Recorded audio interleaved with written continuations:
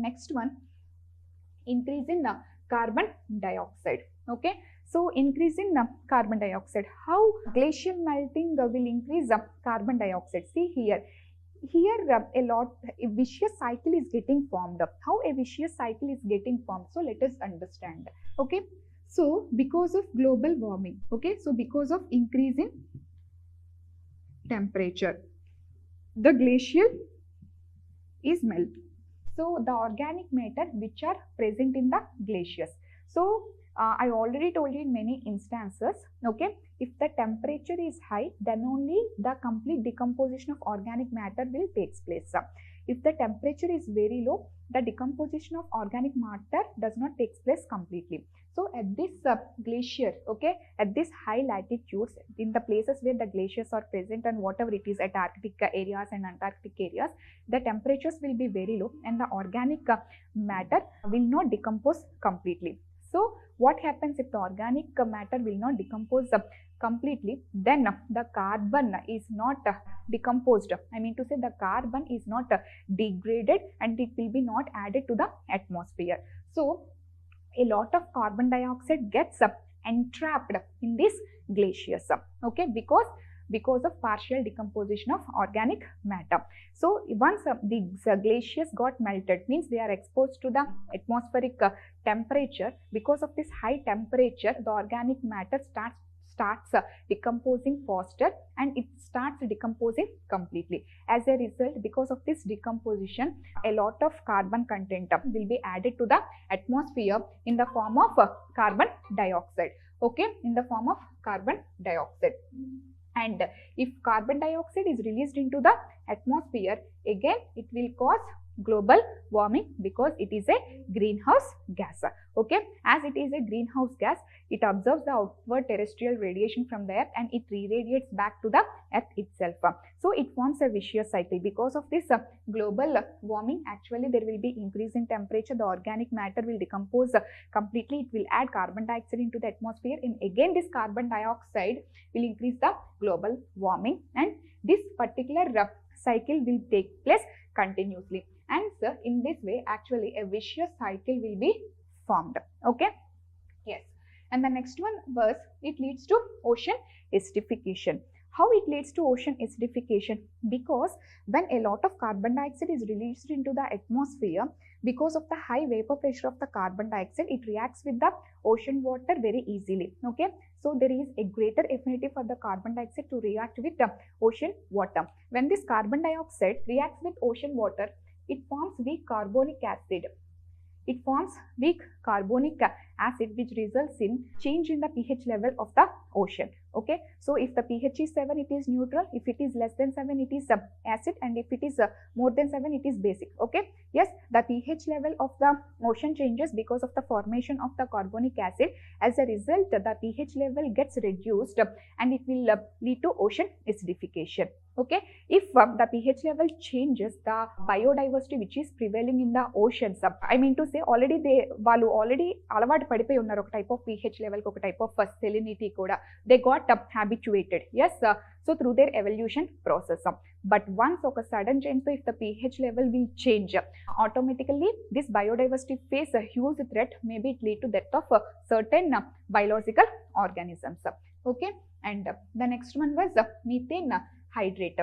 So generally you may heard, so general ga in videos you may see, okay, they are called as fire ice. Okay, if you burn that particular ice, they will got exhaust as fire. Ante fire laga manam like just ila veligiste entante like fire gas laga untundanamata. Okay, you can search in images actually. So this is called as actually methane hydrates. So what are these? Actually these are present in the Arctic areas and the Antarctic areas where the temperatures are very very low, and they are also present under the bottom of the oceans as well, because where the temperature is very very low. So actually what happens is, a lot of methane gas got entrapped into the frozen water molecules. Actually, as the temperature is very low, the water got frozen. Okay, and in this frozen water molecules, a lot of atmospheric methane gas got entrapped. If the temperature increase because of this global warming. If the temperature increases, okay, the frozen water, okay, gets melted and it converts into water. As a result, a lot of methane gas will be released into the atmosphere. Again, methane has, because of this property of greenhouse gas, means it can re-radiate back the most heat. Okay, a lot of global warming will be taken place. And one more property of this methane gas is it cannot sustain in the atmosphere for a longer period. Maybe already knowing it, like if there is a methane gas, okay, after a decade or 2 decades, so generally it gets oxidized and it gets converted into carbon dioxide.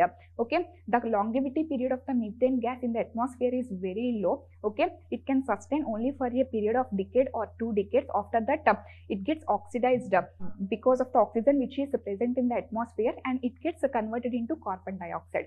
And this carbon dioxide can prevail in the atmosphere for million trillions of years. If the quantity of the carbon dioxide increases in the atmosphere, automatically the global warming will be furtherly increased. Okay, so again it will cause a severe impact. That is, again it will create a vicious cycle of global warming. Okay, and I already told you tropical cyclones, intensity of tropical cyclones will be increased, and land submergence will take place, and mangroves will be affected, and water budget changes because the quantity of the water level will increase as a result. And moreover, in this thing you have to understand, okay, after a long period of time, means to this time period, actually human being never witnessed the consecutive La Nina years. Okay, if there is a La Nina year, definitely there will be El Nino year. But actually from 2000, 2021 and 2022, okay, so almost 3 consecutive years, the world has witnessed a triple dip La Nina. And scientists were trying to find out the reasons for this triple dip La Nina, okay, but the reasons are till now not well known. Maybe they are insisting that this is all because of the global warming issues only. Okay, triple dip La Nina we have witnessed, and moreover they will impact the ocean water circulation also. As you already know, the ocean currents, the warm ocean currents and the cold ocean currents. Okay, so it is all because of the temperature. Okay, so if the temperature increases, or from the glacier, for example, if it is the North America and it is the Greenland, from the Greenland, okay, a lot of glaciers get melted and a lot of cold water gets added to the normal ocean water, then it will definitely impact the Gulf Stream movement, isn't it? So this temperature difference, okay, so may alter the water circulations and the gyre circulation, which will impact a lot of ocean biodiversity. Okay, so in this way, actually because of this glacial thinning, okay, a lot of climatic issues we will be facing future. So what are the steps we have to take? So that's why actually UN has declared this 2025 as the International of Glacier Preservation. They are more concentrated regarding the glacial preservation, and they also said, okay, so it is 21st March as the World Day for Glaciers. Okay, they actually recommended all the governments, specifically a transboundary consultations is needed, because the glacier is not typically concentrated in one particular country. For example, this entire Himalayan ecosystem, okay, it almost present in 8 countries. So this all 8 countries has to come into coexistence, and they have to take data sharing and transboundary information sharing has to be taken place. Okay, so then this Hindu Kush mountain ranges, nothing but the Himalayan mountain ranges. Okay, so actually these are the home for 10 river major systems. Okay, 10 major river systems. I'm not talking about the rivers, I'm talking about the river systems. So Ganga is a river system, Brahmaputra is a river system. Yes, so a lot of tributaries will also be there in the river system. Okay, so 10 major river systems. This Himalayan ecosystem, or the Hindu Kush Himalayan ecosystem, they are the home for 10 major river systems. So if the rate of this degradation or the melting of glacier takes place, a lot of water will get added to the seawater, and we cannot able to utilize that particular fresh water, because we are not ready further, actually, because there is inefficiency. For example, there is deficiency of infrastructure, deficiency of capacity building up. Okay, if the level of if the rate of water flow increases in the river bodies, we are not prepared yet. Okay, so a lot of water will get wasted and they drain into the seawater. Okay, so then automatically once the glacier got completely melted, there will be no more water and all the river systems will be drained.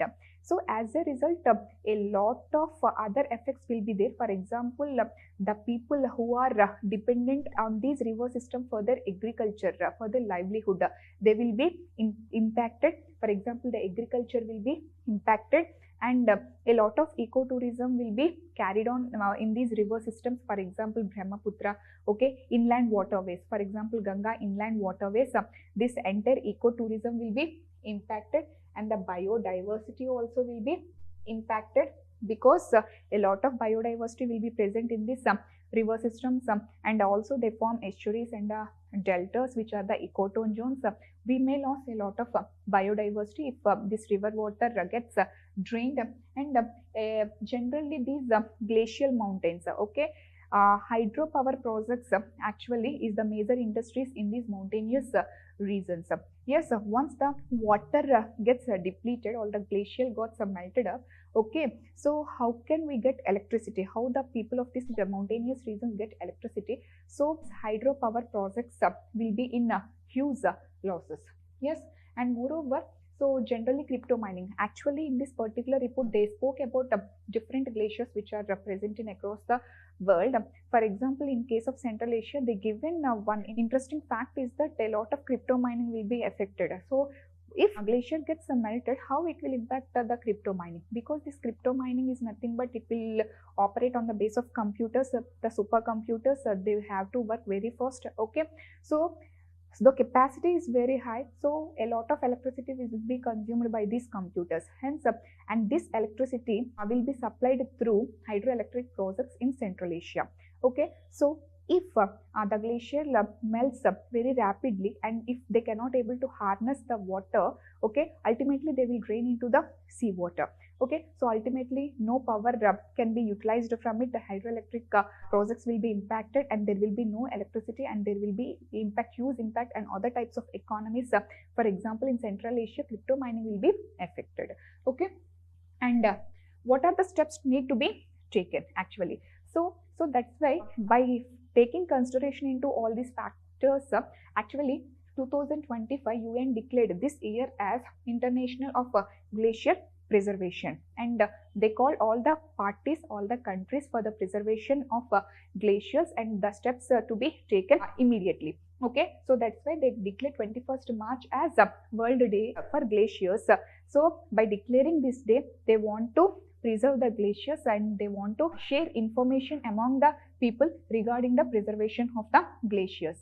Okay, and how much the governments are insisting on this glacial preservation, and their commitments are taken into consideration. For example, so what are the steps need to be taken? Actually, what is lacking is there is a weak water governance. There is no proper water governance is there. Okay, this particular issue has to be addressed. And moreover, the transboundary cooperation for data sharing and information sharing has to be taken up.